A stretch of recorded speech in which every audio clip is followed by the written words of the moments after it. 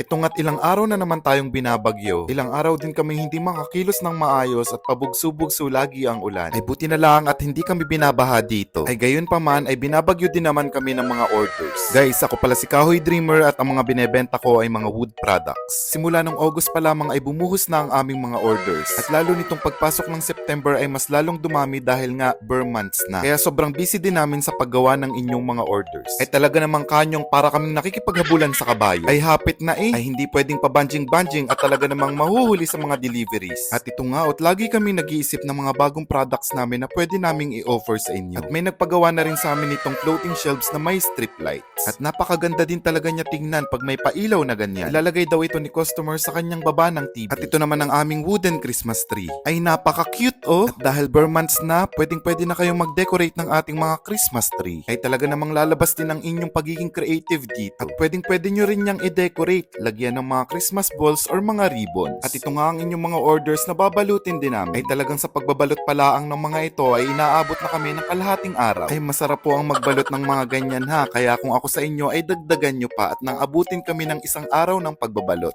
Maraming salamat po sa inyong mga orders at ito nga't inumpisahan ko na ang pagbox ng inyong mga orders. Ay buti na lang at gumanda ng panandalian ang panahon. Ay pinagbigyan lang kami niyan at pagkatapos naming magbalot niyan ay bumuhos na ulit ang malakas na ulan. Double check din namin ang mga orders nyo para talagang tama pagdating sa inyo. At binabalutan din namin yan ng plastic para hindi masira ang karton. At ito nga't kanya-kanya na kami ng pwesto. At para matapos na mabilis itong mga orders nyo. Yung isa ay nagkukulay at kaming dalawa naman ay nagbabox ng inyong mga orders. Ay hindi kakayanin pag isa lang ang nagbabox ng mga orders at talaga namang napakaraming orders na to. At ito nga't i-deliver ko naman siya sa mga customers. Yung iba dyan ay i-drop off ko naman sa mga drop off point. At ayan nga't bigla na naman bumuhos ang malakas na ulan kung kailang papunta na ako para mag-drop off. Ay nakakapagod ang ganyan pero kailangan nating ilaban yan. At dahil ako lang din naman ang nagdi-deliver, ako lang din naman ang magbababa niyan sa bahay ng mga customers. Free delivery na rin naman yan pag within Las Piñas lang para mas makamura na si customers kesa ipalalamog pa niya. At pagkatapos ko namang mag-deliver ay dumaan ako dito sa Star Screw Tech. Dito kami bumibili ng mga screws na ginagamit namin sa aming mga wood. At ayan nga't may numbering sila dahil marami ding customers na bumibili dito. At available din ang mga power tools dito kaya kung naghahanap kayo ng mga tools na ganito, pwede kayo mag-visit dito. At ito na nga yung orders ko, yung nakabox na yan, yung black screw, bumili ako ng 2,000 pieces. At pinaresibuhan ko na din kay ate para mabayaran ko na. At ito na't makakauwi na rin sa wakas. Nakakapagod ang araw na to pero masaya. Yun lang guys, bye-bye!